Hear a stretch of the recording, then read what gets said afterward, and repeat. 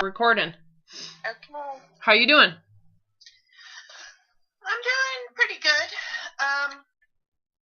Last time we talked about having a game plan. Let's move forward. Let's do something. Yeah, I agree because I think our visits are going to be coming to an end soon, and I need to be able to go forward and rely on myself and not, I don't want to fall apart once I'm not speaking with you anymore. So I agree. I think so far you've been pretty self-reliant. It's not like I'm doing anything. I think so. Well, you're doing a lot. But no, it's up to me. Like you said, you can't do it for me. You can't make me do it. You can't tell me exactly what to do. You can make suggestions and... Yeah, I can say here's the route to go. You could see the route, but you have to let go of the route you've been going on. Mm-hmm. You know, the path you've been on, you have to end that relationship. Right. You know, it's kind of like you've been on that path for a long time, believing that it would get you, to this sacred place of freedom, and you've never reached it. You've never been there, but you still believe that exists on that path, right? Oh, yeah. And I'm like, well, this path over here, which is, doesn't take you to where you want to go, but it's better than what you've been doing. Right. Right? And so you have to look at the way you're living, if you're willing to sacrifice your entire life and your existent life in the now, in the present, for some future idea of something better. Or if you improve your life in the now and in the present and sacrifice this idea of what's better. Right. That's what it feels like. Yeah. That's not actually what it ends up being, but that's absolutely the decision that it feels like you're making when you're in it. Because there is benefits, don't you agree, to never going back on that weight loss path, thinner path, the path of anything that says if you happiness is here outside of you, right? If you keep on going that path, it'll probably end up being the same, because you're not really changing yourself within yourself. It's always changing yourself outside yourself. Right. Yep, you're right. And a lot of times people make that decision because they don't feel good about themselves. So they think, well, I'm by myself inadequate. So I need something outside of me to improve upon who I am. But even if you change and improve upon things outside of yourself, did it really improve who you were? No. Change who you are. Yeah, and don't you agree it doesn't really change the sense of inadequacy that you have at your core? No, it does not change it. No, that's why a lot of people who make millions keep on chasing more and more millions, even though, because they're really not satisfied with a million. They're not satisfied. So what makes them think that they'll be satisfied with more is the idea that millions is where satisfaction is, even though with the millions they have, they're not satisfied, right? They don't see that the sense of satisfaction comes from an intrinsic concept of what that is and creation of what it is, versus an extrinsic concept of what it is that's given to you, and then extrinsic control to achieve it, right? Yeah, I guess feeling like you're always chasing after something too, and it's not really there. No, but you don't chase it knowing that. You chase whatever it is, thinking that there's something that's going to be there. Mm-hmm. And I don't know, I think don't you agree, when you're young and naive, a lot of people who are kids starting their life off, they don't know. They really believe when I have a job, when I have an education, when I have kids, when I'm married, when I have the car, when I have the house. And it just continues to add on, right? And that's how our society is programmed us, that once you hit this thing, you need the next. Once you hit the next thing, you need the next. And so the expectations rise and the actual rewards diminish with each rise because the work to get higher is exponentially more. So, sure, you get the marriage, sure, you get the degree, but now you got to get the job. Now you have to make the income. Now you have to purchase the stuff. Now you have to pay back the bills. And where's the time to enjoy it? Now you have kids. Now they have to go to that school. Now they have to wear the right clothes. Now they have to perform. So now you're programming your kids to do the same thing. Never-ending cycle. Not until someone says no. Or even if you say yes to the program, not until you don't internalize it. So it's the internalization of these social programs where a person believes it to be true. I believe people who go to this church, who get that degree, they're better human beings. So once you attach value to a human by how they willfully program themselves and perform to the program, that's where things can get messed up, because what you end up teaching your children is you're inadequate. You're not inherently good enough. These things are what you do to be good enough. And then they do that, and then the next thing comes up. Oh, well, this is what you have to do to be good enough. Oh, well, okay, you're good enough here, but you still have to do this now. So the expectations rise from their childhood, and the parents are doing it now voluntarily, like someone with Stockholm Syndrome or battered wife syndrome, where you voluntarily hold yourself to these processes, some of which, work to, make the whole system work better. Like we drive on the right side of the road here in the United States. We stop at stoplights. There's a reason why we follow those programs, right?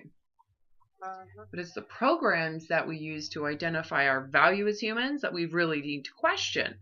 And so if you felt good about yourself, if you really felt intrinsically good, would you be sensitive to reaching outside your reality to chase something better? No. Yeah, and I think that's the core of the issue you're struggling with. You don't feel good about yourself. Would you say that's changing, or that's not getting better? Yeah, I think it's changing. I don't think it's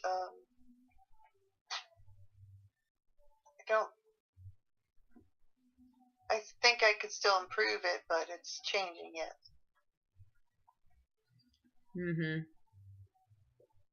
I don't think I'm there yet, but it's getting better. Yeah, and what it is taking responsibility for defining your worth. So in essence, you're saying, I'm not taking full responsibility yet for it. I still want my weight to be responsible. I still want how much money I make to be responsible. I still want my mom to be responsible. Still want my husband. Does that make sense? It's not a destination, so you're not there yet. It's like I'm reaching a destination. That doesn't work or exist. It really is a matter of isolating yourself with responsibility, in looking at when it comes to valuing yourself as a human in relation to other humans. Isn't that the issue that needs to be looked at?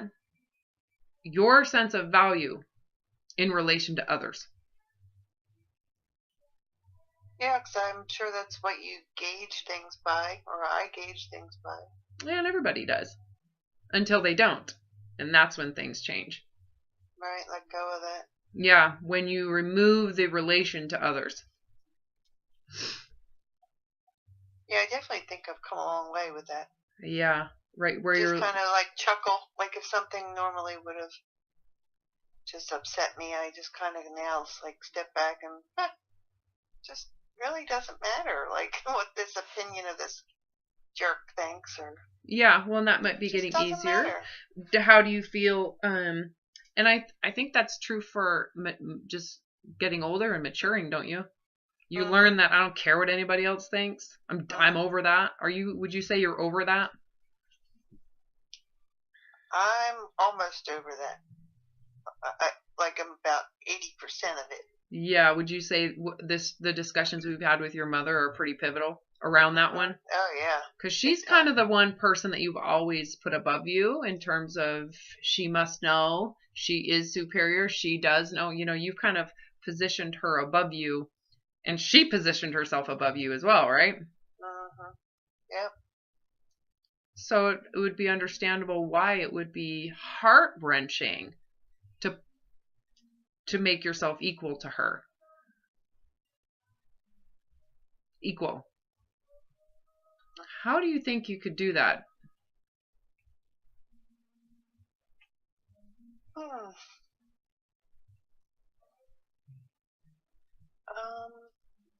Or what is blocking you from doing that? What would change if you were equal to her?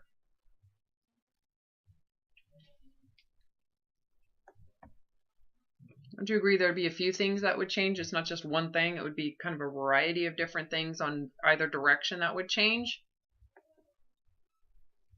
Yeah, I think it would. I'm not sure what it is, but I think it would. Well, something would have to change.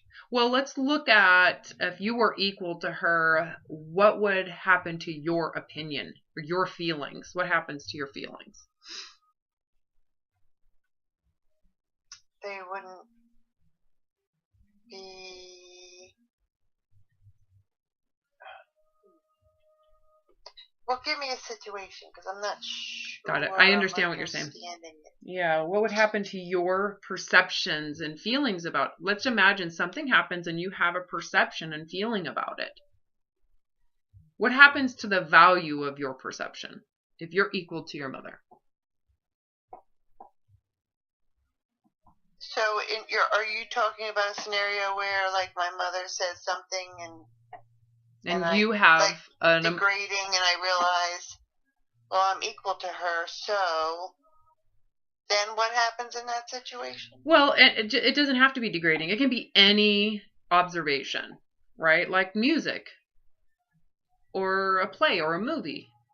And you go to it and you have a feeling or a sense about it. If you're equal to her, when it comes to her sense of that movie and your sense of that movie, what happens to your sense of that movie if you were to compare the two, yours versus hers? I would not feel badly if it didn't line up with what she thought about it. Right? It would be just as valid. Right. There would be some real validity to your perceptions of things. Tell me how that feels.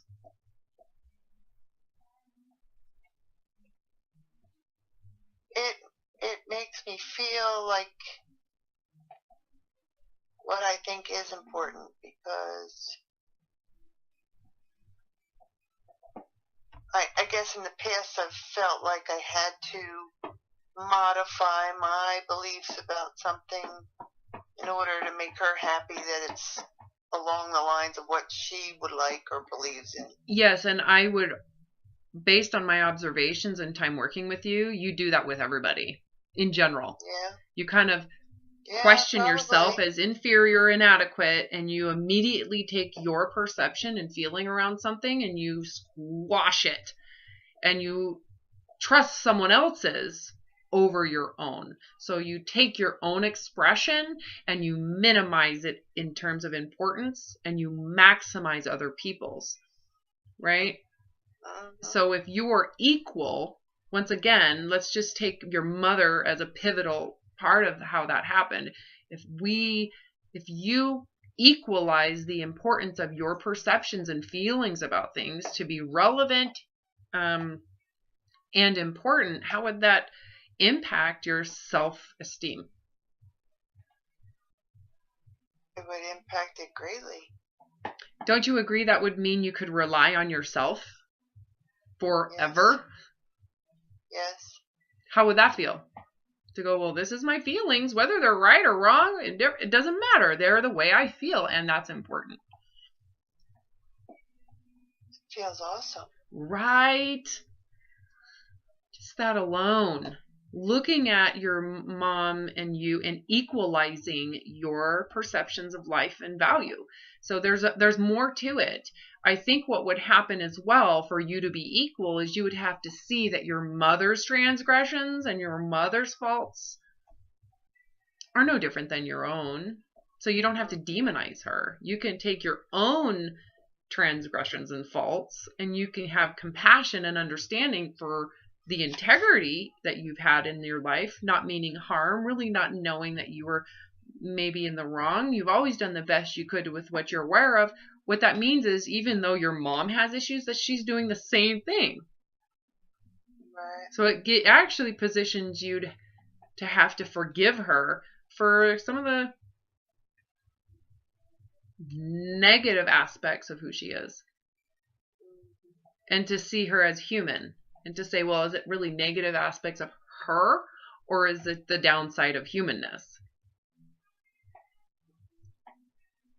You could say it's the lower levels of our own consciousness as humans, is in survival mode. You know, the narcissism, the superiority, the need to be the best, the need to criticize others and be right. You can look at her and go, oh yeah, she's just in survival, trying to survive in her self-centeredness, right? And so you could look at yourself and go, and that's understandably, we're both the same. So if she's forgivable, I'm forgivable, we're all forgivable, right? So that would happen too. Well, kind of, it elevates me up further than I thought than I've ever been, and it brings her down off of that pedestal, and we do kind of meet in the middle to see that we're both at the same place. And trying your hardest to really live a good life. It's just the way she's trying is not really ending up very good. But at least she's still efforting. Yeah. Again, she's on that path where something better is on the other side of it. So you keep on going to find out there's no other side. Right? And the path that I've been on forever is the same one. Not serving me any better. So you're pretty much trying the same thing. It's just, why not try another path? Why not try a new route? You don't have to stay on the route that she told you was the right path. Clearly, she hasn't reached the other side yet either. And how old is she? 78. Exactly. She's 78 and she hasn't found it. What makes you think using her method is going to find it for you? And I certainly don't want to be spinning this wheel for the next 25 years till I'm 78. Going, I've never found the happiness I thought I could reach. So, you have to be willing to say, I have to take what I have and as I exist and make it and adapt it and then adapt to it rather than try to change everything in your environment to adapt to the ideal you're chasing. That's kind of a lot of work when you think about it, don't you? Don't you think? Oh, yeah. Yeah.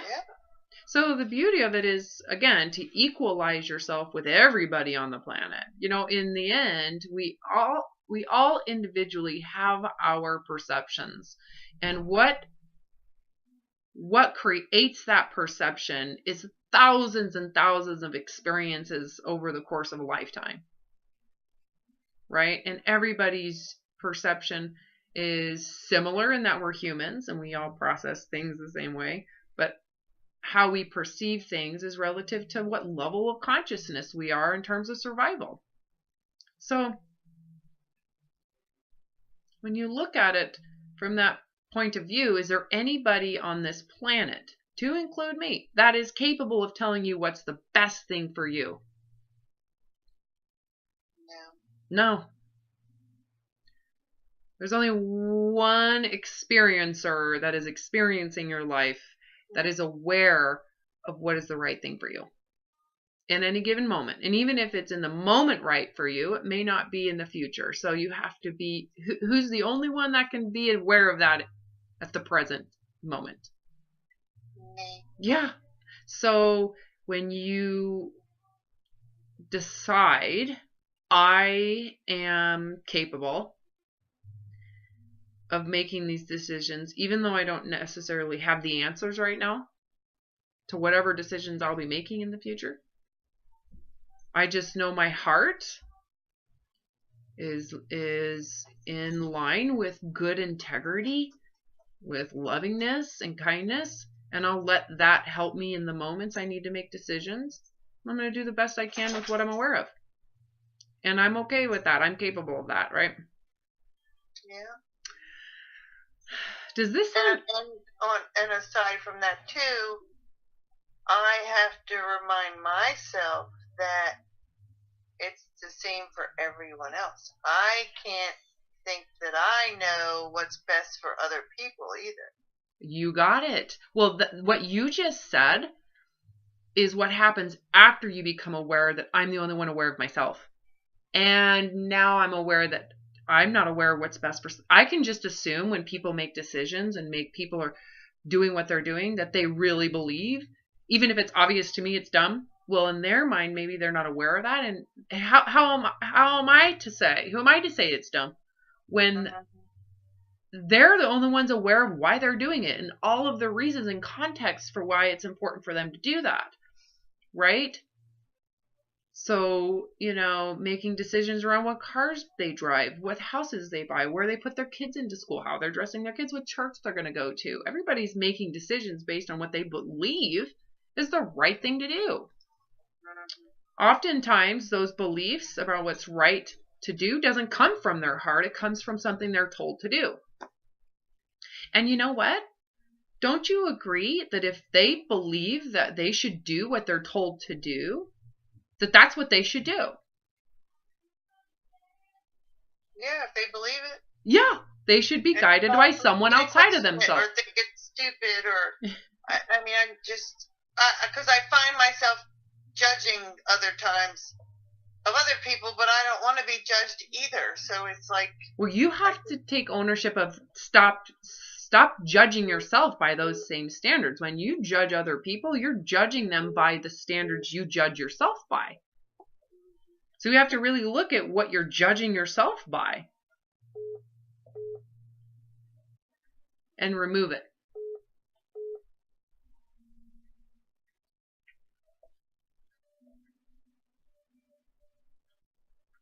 I just think when you realize that you're the only person that's aware of your awareness and consciousness and where you're at in your life on a daily basis, and you take ownership of that and you value that, that means that you're autonomous now. You're independent now. That means that you're using your free will now. The problem I think that you've suffered with for your life is that when have you ever taken that and really focused in on your own sense of awareness to make decisions?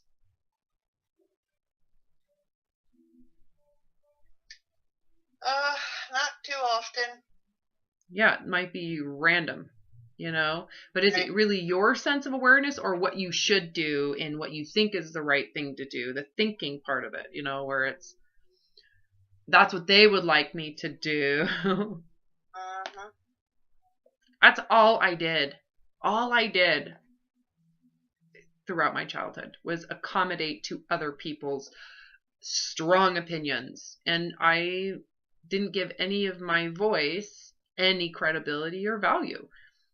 So when I got to a point where there was no joy, there was no purpose, I couldn't do it anymore. And I, really questioned if the life that I was experiencing was worthy of experiencing. And the life that I had been given, I was worthy of. I had to really look at whose life was it? Is it my mom's life that I'm living? Is it my dad's? Is it the church's life that I'm living? Is it this political viewpoint that I have to live? Is it this boyfriend's life that I have to accommodate to? That girls, a group of girls that I should accommodate to? Whose life am I actually living? And I realized, oh, it's my own personal experience. And no one on this planet is actually experiencing it from the point of that I'm witnessing it from. They have their own witness of their own, right? Yeah. I have my witness of my own. So why am I so quickly giving away my experience and my life to someone else who already has their own? You know? And just for them to like me. Just for them to like me. To approve of me. To think that I'm worth something. I have to give them the freedom of my life. The freedom of my opinion. The freedom of what brings me joy. I can't say I like this type of music because they don't like it. I have to like what they like for them to like me. So you know? Yeah, I know all too well. Right. And so you have to really look at, you know, if given a second chance, would you do that again? Would you give away your life to everybody and others around you who are super opinionated about what you should be doing with your life? Or those the people you should give it to? And even then, do you really, really believe would you do this again? The same way? Yeah. Me neither. It's funny because it's exactly what I've been going through lately. I work with these two people. One's an older woman who's black, and I think she's very racist. And I try so hard to be nice to her, and sometimes I think she just doesn't like me because I'm white. Now, she does like other white people, but some days she'll speak to me, and some days she won't. And I try so hard to go out of my way to make her like me. Yeah. And I've just gotten to the point recently, like, why? Well, Why feel badly because she doesn't like me? Who cares if she likes me or not? Yeah, well, and not only that, but you might not have anything to do with why she's not talking to you. She might be having is it really about you? If it's she... not about me. I mean, I understand that. I don't know what it is I've ever done that she doesn't like me. And there's nothing about the white, because there's other people that, I can say hi to her, oh, hi. And then she'll walk by, and the next person that comes, oh, hi. Oh, hi. Like, she's happy. And I'm thinking, how come she never says that to, like, it may not have anything. Me, but why do I even care if she's happy? I try to be a nice person. I try to be polite. It needs to just stop there. I was polite. I said hello. Move on. And if she can't ever like, then that's not my fault or my problem. Yeah, and don't you agree? It might not be about not liking you. That's what you're sensitive to. That's what your fears are. And so you're kind of projecting onto this person your deep-seated fear of not being liked. And so it might not be that. Who knows? Again, she's the only one that's actually experiencing her senses and her perceptions, and she's not perceiving yours. She's perceiving hers. Right. She might be comfortable with you. She might not feel the need to be fake with you. Who knows? We can create and make any assumptions we want about this person, and in reality, she's responsible for how she feels. You're not. Mm-hmm. So if you right, know, what you're saying about, if you know that you're being, if you're being integrous and you really are being kind, then good for you. There's no drama. Right, and that's where it has to it just is that way, and that's not your responsibility. It's not her responsibility. Okay with that. Yeah, you do. I've tried to be nice, to be pleasant, but that's all it is. That's the end of the story. So let's just go into your fear. If you're being nice and you're being pleasant, and she doesn't like you, do you really want her to like you? Do you want to have to do what it's going to take for her to like you? No. Again, it might not have any. Again, it might not have anything to do with you. Has to do with her perceptions, her beliefs, her, again, thousands and thousands of experiences in her lifetime that she might be projecting onto you, or she might not care. Who knows? But if you get to a place where you don't care, you're free then from whatever it is that she's experiencing. She's allowed to have her experiences and she's allowed to have her perceptions. You know? Yeah, and that's what I was saying about it's not up to me to judge someone else or push my beliefs on them. So that's where I gotta just let it go and. Well, you have shit. to. She can deal with her shit. Well, you have to realize that you're making an assumption when you do that you are living in the same reality, and you're not.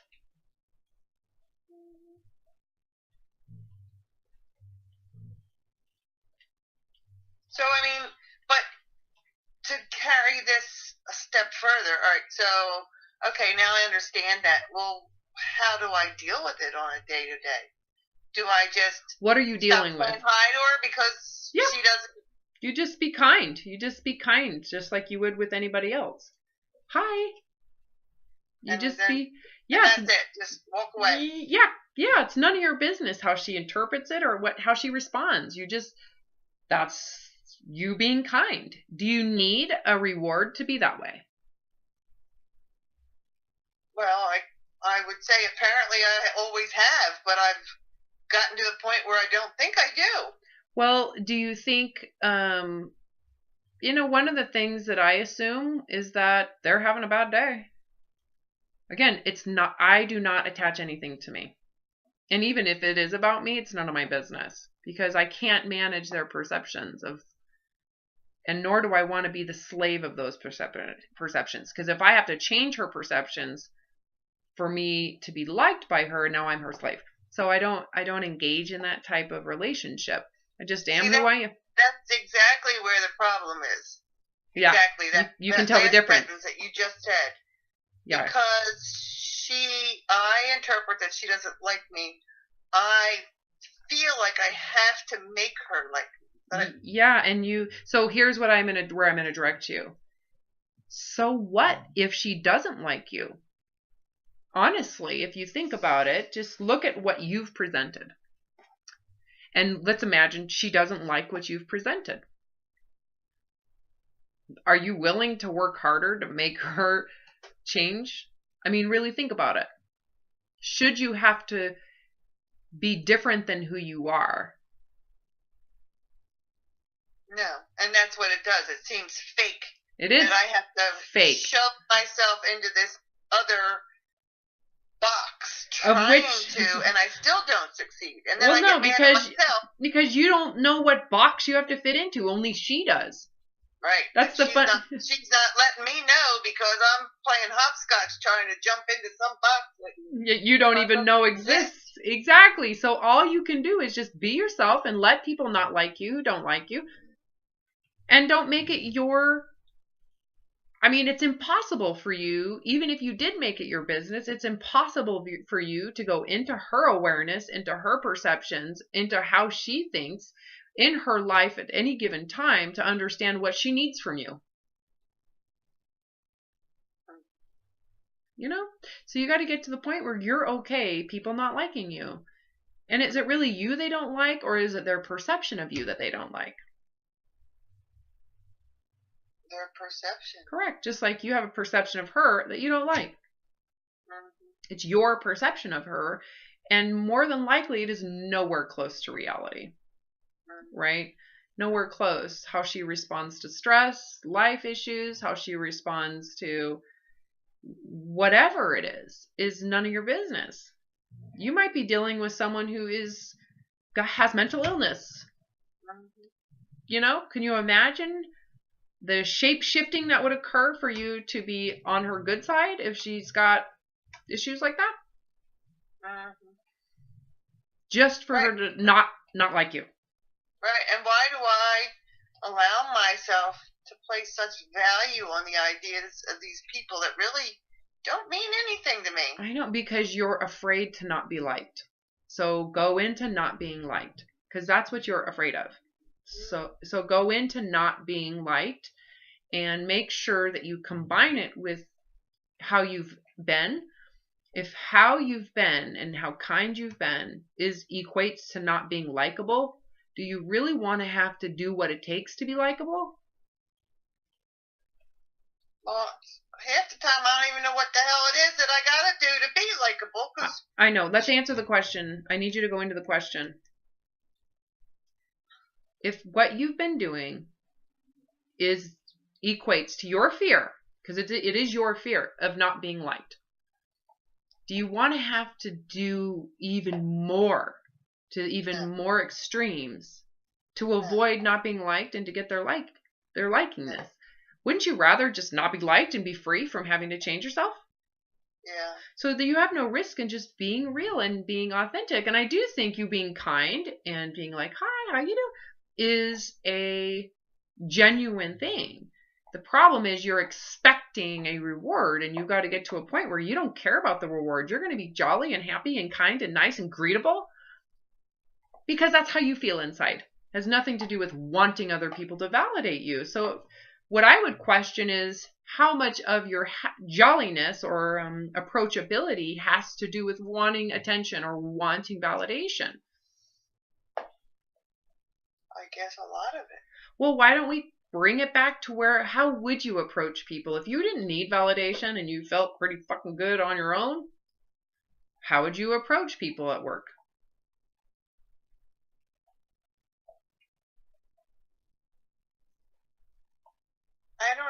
I don't even know if it would be any different than how I approach it. Like, I knew it. I'm like, you're pretty kind-hearted person. So I think you'd still be like, hi, how you doing? You'd still be, gracious. I think it would be sort of the same. But if I could just lose that expectation part of you're saying the reward, that would be awesome. Yeah, well, go the direction of what you're afraid of, which is, I'm afraid she won't like me. Well, go into not being liked. Be equal to with what you're doing. Do you really care about not being liked based on what you're doing? If what you're doing equates to not being liked, do you really want to be liked? No, because it stresses me out now that I can't do enough to please her. Which is really enough. I can't imagine doing more and then not being able to please her. Exactly. So you get to where you're like, I'm not going to accommodate to someone if they want me to go above and beyond my reality just for them to like me. I'm going to be myself. I'm going to do what's easy for me. Don't you agree? What you do should be easy for you. Yes. It really shouldn't be this complicated. If someone wants it to be complicated, that's someone that I have a distance with. Doesn't mean I'm not kind, because that's just how I am. But I certainly have a huge buffer between our relationship, right? So maybe this isn't your buddy person. Maybe this is just someone at work that you say hi to and that there really is no relationship, and that's okay. Not everybody has to play the role of your validator to make sure you're comfortable. You got to get to where you validate yourself, meaning I know I'm a good person. I know I'm kind-hearted. Everything I'm doing and saying is totally approachable. And if someone finds me unapproachable, that's their problem. They have a problem with that. They are responsible for their own emotions around it. If they interpret me some weird way that isn't true, that's not my responsibility. They're the ones with the problem. Right, and I shouldn't feel like I have to pretend I'm something I'm not in order just to make them like me. Exactly. So you have to go inside yourself and ask, if I'm just kind and nice the way I am, which is easy for me, and they don't like me, I'm okay with that. I can see that it has nothing to do with me. Again, if you're kind and nice the way you've been and approachable the way you've been, if she doesn't like you, is that your problem? No. It sounds like she has issues, especially if she's taking someone that is kind and approachable and twisting them into something they're not. So is that your responsibility if that is in fact what she's doing?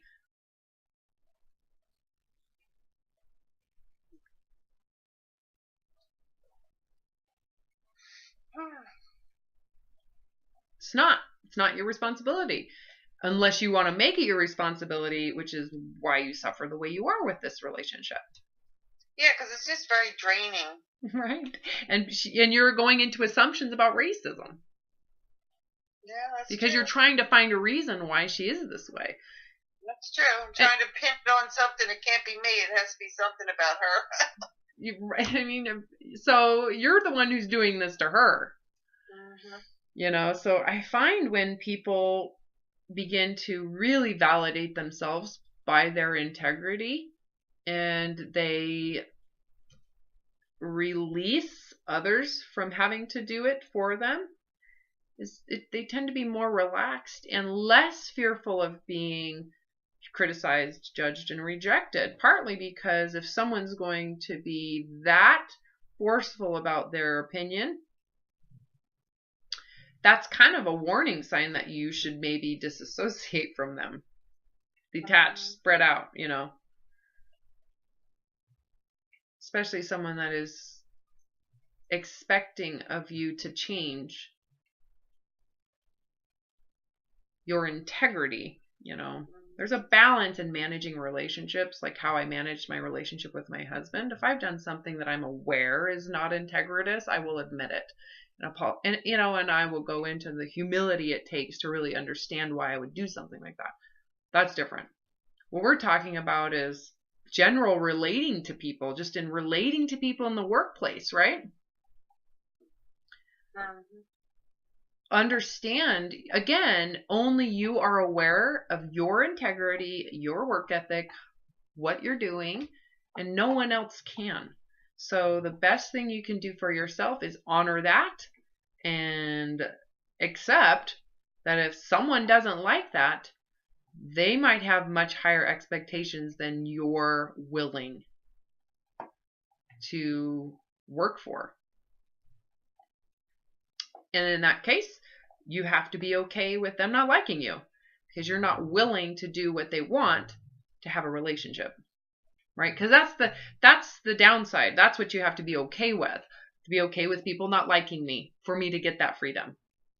If you're not okay with people not liking you, you have to constantly accommodate to what they need to make sure that they like you. And it's actually kind of to serve your fear of not being liked. So it's really selfish. It's selfishly serving your fear of not being liked. So that you don't have to experience what it feels like to not be liked. So what if you go into the experience of not being liked? Go into that experience of you being integritous, you being kind and approachable, and someone doesn't like that about you. Tell me how that feels. Well, I just have to admit it. She doesn't like me, and it's okay.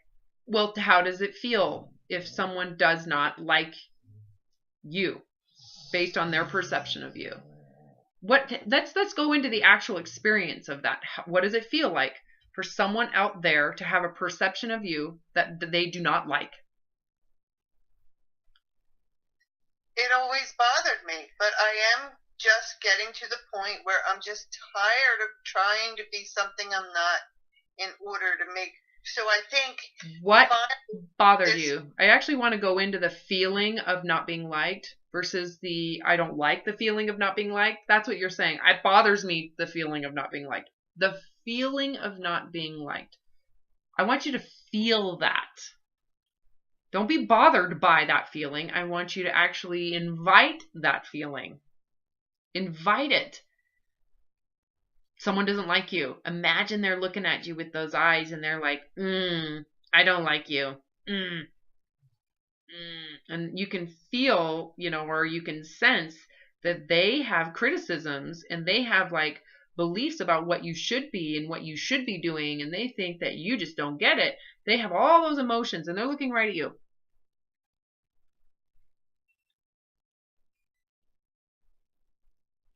Don't you agree? It kind of feels like helpless, uncontrollable. Make sense? That's what It feels like vulnerable.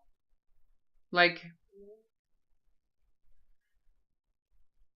now there's two options. There's either there's nothing I can do about it because I don't know how they came to that, or there's I'm going to do something about it. Which one bothers you? It bothers me trying to have to please people. Yeah, to do something about it. That's what bothers you. Not be who I am, like not being authentic.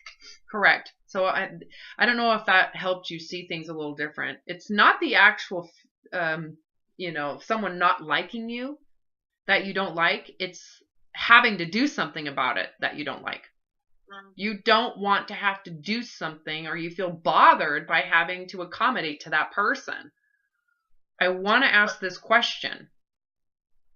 If you are being and acting a way that is honorable to you, is that not equally as valuable and important as their criticism of you?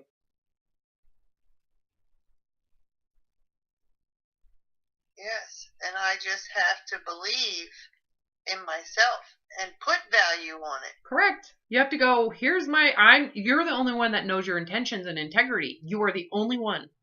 So in an experience where someone is projecting their criticism onto you based on whatever perception they have, okay? Do they have an understanding of your integrity and your reality? Do they feel your integrity and reality? No. So they're not even truthful in what they're criticizing you about. They're only truthful to their perception of it. They think they know by a little snippet in time, but they don't really know. Yeah, well, that's what you've been doing, right? You could say, that's how I do it.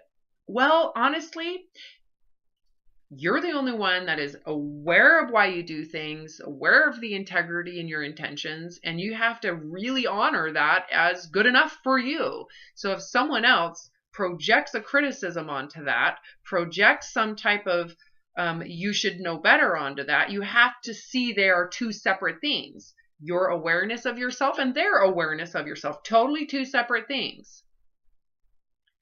Should you honor their perception of you over your actual reality?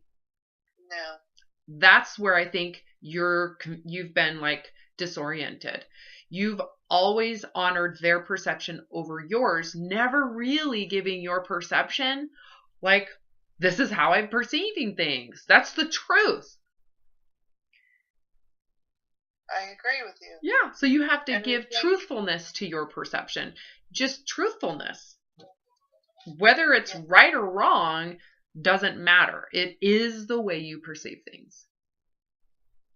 And I think that's what has changed with all of our sessions. Well, this is the direction I'm taking you, which is you have to really witness the value of your own life experience, because you're the only one witnessing it.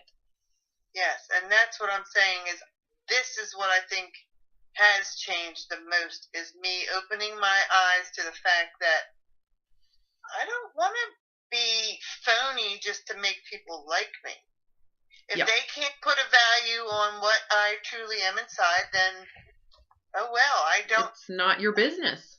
No. That's the difference. It's not your business. It doesn't mean we judge them back. It just means it's none of your business. They have personal issues that they're projecting onto you. It's not your responsibility to change their perceptions. Can you imagine? I could see why then it bugs the hell out of you, because that's what you've been trying to do. Oh, doesn't it make you feel like you are a slave to everybody? Yes.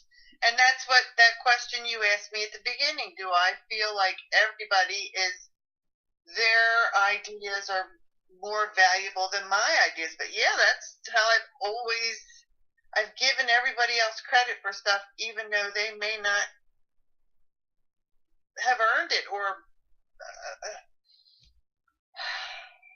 oh God, I don't know. I can't put words on it. No, I got it. I totally understand what you're saying. Yeah, they don't even earn it. It's just because you believe yours sucks. You believe yours sucks all the time. Everybody else must know better than me. Because I suck. Yeah, so we have to really look at inside yourself. Go into your suckiness. Does it really suck? Does this really suck? I mean, again, the way that I went in and looked at it is, what's my heart's intention? My heart's intention has never sucked, ever, since the day I was born. It's always been for good, for kindness, for love, for rainbows, for happiness. It's never been I am a safe person. It's a safe perception. I am a safe person. I mean no harm, and I never have, ever. So is that not good enough? Is that not good enough? Do I not have that feeling of goodness and kindness? Is that not something I can rely on? So I think what you need to question is your sense of integrity or intention something you can rely on? Because what we're essentially doing is saying you're done relying on everybody else. It is now time to take responsibility for your life. For your life, your experience of life. It is your responsibility. And you're left with, how am I going to do this? How do I know what's right and wrong? How do I know what life I should be in? Well, ask your heart. Is it worthy of relying on? Is it something you shouldn't trust? Is it something that is malicious? Is it something that wants to hurt people? No. Mm-mm. If you rely on that within yourself, if you rely on your inner sense of goodness to make decisions for you, what happens to all this suffering trying to please others, but other people's sense of goodness? Not yours, others. Goes away. Mm-hmm. You become a free agent. Totally free. Running on your own integrity, navigating your life based on your intrinsic sense of what's right and wrong within you, and what's right and wrong for you. So it has nothing to do, and now everybody is free. They can be themselves. And you know what happens is you really, really want other people to have the same sense of freedom. It's so empowering. It's like it empowers actual life. It creates the essence of life itself. And that is what I'm bringing to you. That's the message. My game plan. That's the message. This whole body image shit is basically just one way to please other people. Mm-hmm. You know? Yeah. So it all kind of crumbles. It all crumbles. It did for me. At least it did for me. Everything crumbled at one time. Everything. Every program I'd been brainwashed by literally crumbled in that moment when I decided I am relying on my heart to make decisions. I am done being brainwashed by other people's opinion. You know? Their opinion is good for them. That's what they should do. I'm okay with that. But my sense of life, I'm the only one that is experiencing it, and I'm going to take advantage of that. So really, Julie, you need to take advantage of your existence right now. I mean, you are alive, you are conscious, and you are aware. What are you going to do with it? Enjoy it. So what is that joy, and where does it come from? Does it come from someone else's opinion about what it is? No. It has to come from within you, because this is your experience, not theirs. Yes. And if someone wants you to do what they think is joyful, you really need to question their integrity. Yeah. What are their intentions, and why are they trying to rule me? Correct. And invading your soul space, like taking ownership and entitled to your soul space. Why are they entitled to my soul space? And why am I handing it to them as if I have... And that's the funny thing. That's the question. Well, because you don't think you can do it. Some people that want to control everything, but why am I putting it on a silver platter and handing it to them? Because you don't think you are capable. I'm not capable of living. I'm not capable of doing this.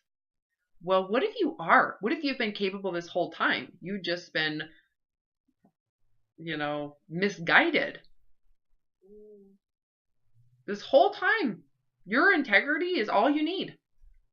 What if that's it? What if all you need is that sweetness that's you feel inside, that's always been there? What if that's it? I could drop all this extra layers of crap I've been carrying around all these years. Totally. And you can say, I did it that way. I learned my lesson. Would never do that again.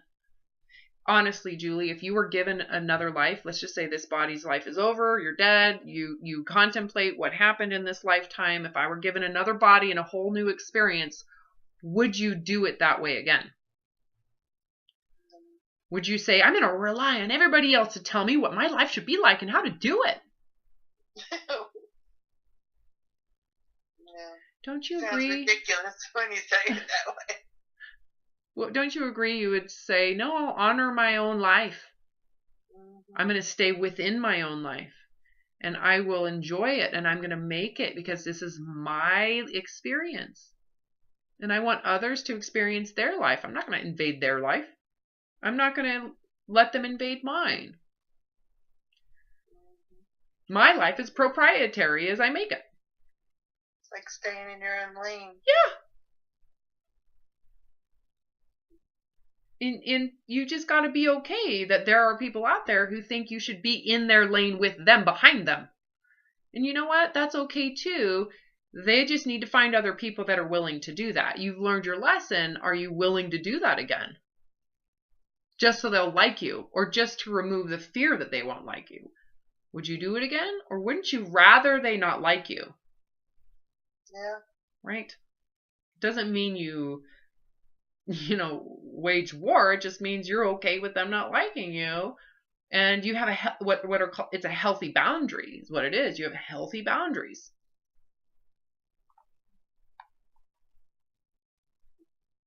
That's, I think, where, because you've donated your life to other people, you haven't developed a sense of boundaries.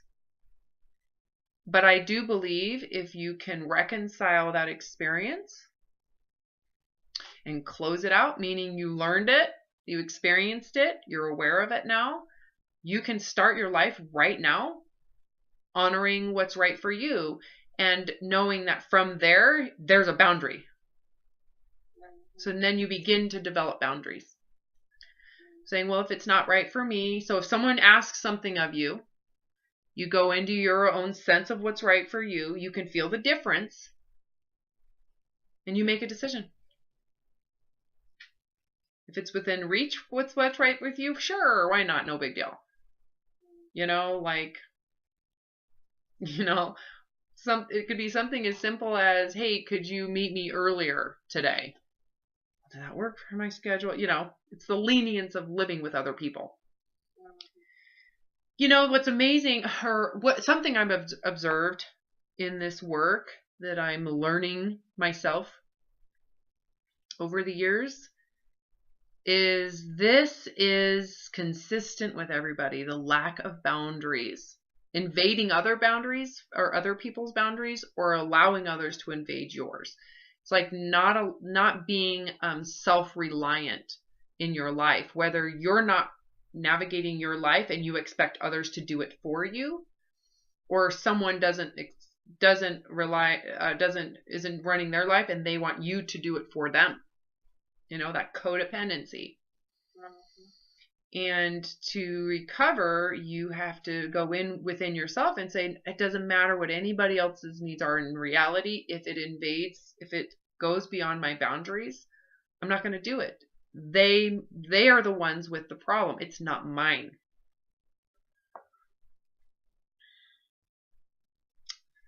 It's not your role to rescue them when they are the ones who are perceiving their own persecution, boundary issues. So I think you begin by saying, well, if it isn't right for me, or if it's asking more than my integrity is aware of, I'm not going to do it. There's no human on this planet that is worth suffering for the way you have. Would you agree? Yes, I agree. To include your mother. Yes. Starting with my mother. Right. Well, exactly. But it took me thinking about this stuff with her to realize it does spread out to everybody else in my life. Yeah. Yeah, because that's a very formative relationship, and understandably so, right? Understandable how you would develop a sense of relating to people based on how you relate to your mom. Yeah, it's understandable. No? Yes. So, Yes, and by having sympathy from my mother, like when you said, "Oh, isn't that sweet?" yeah, she just you're moving beyond it in this lifetime. You're moving beyond it. Mm-hmm. And you can love her anyways, because you don't need her to change for you. Sure. You can see this is how she is and the way she's developed, and what, a lifetime of experiences promoted in her, and allow her to be that way because she's living the best life she knows how. That's what she should do. Well, and for me, it's realizing too that everything doesn't have to be all or nothing.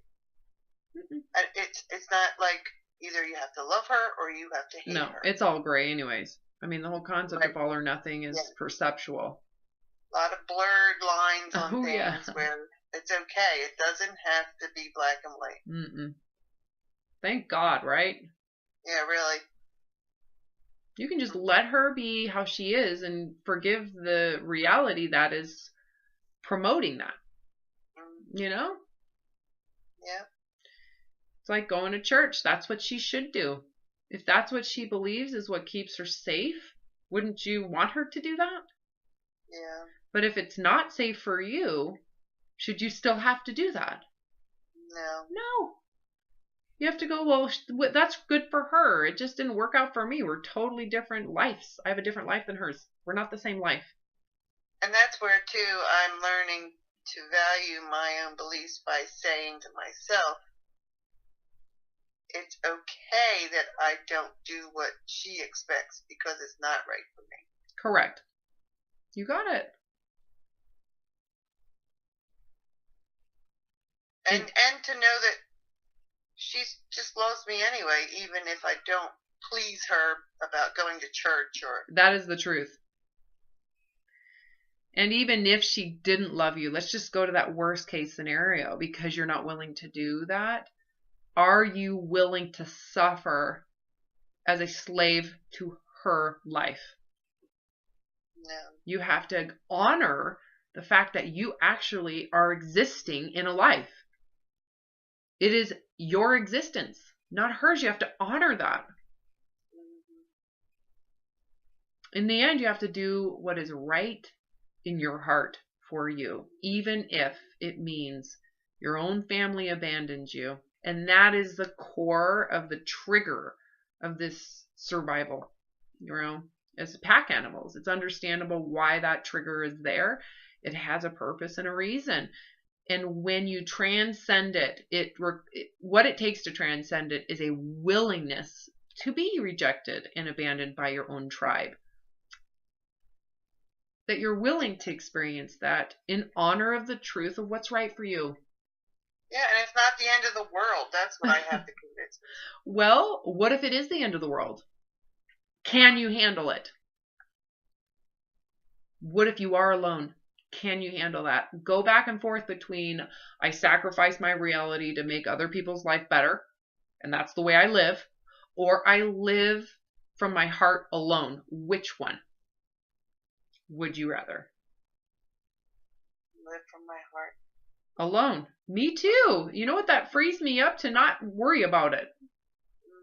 So I no longer have that fear, because I know I have suffered enough, and this is where you've suffered enough to be able to say that.